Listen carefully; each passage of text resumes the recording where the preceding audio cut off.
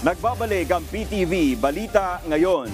Inilunsad kahapon ang Children's First 1,000 Days Coalition. Lain ito na tugunan ang problema ng malnutrisyon sa bansa.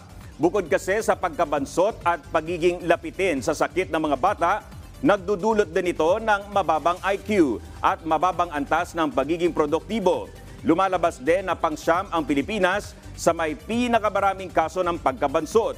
Ayon sa dating senador at National Project Chairman, Attorney Zoe Lina, sa ilalim ng programa bibigyan ng Operations Manual at Training Program ang non-governmental organizations o NGOs kung saan nakalatag ang mga paraan para labanan ng malnutrisyon.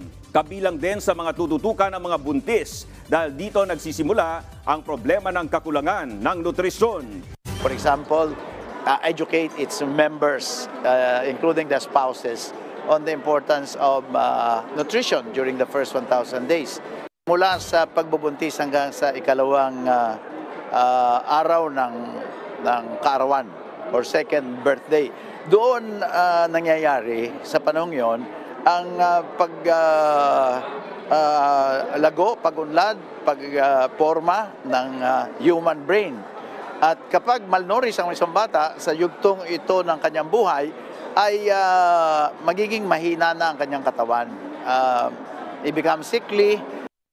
Pansamantala munang hindi mabubuksan ang website ng Pag-ibig Fund dahil sa isinasagawang system maintenance. Simula alas 5 ng hapon kahapon, hindi muna magagamit ang website pati na ang mobile app ng Pag-ibig. Babalik naman ang access sa mga ito bukas, Enero 15. Maaari pa rin namang tumawag sa kanilang hotline sa mga numerong makikita sa inyong screen o di kaya mag-email o makipag-live chat sa pag-ibigfund.gov.ph.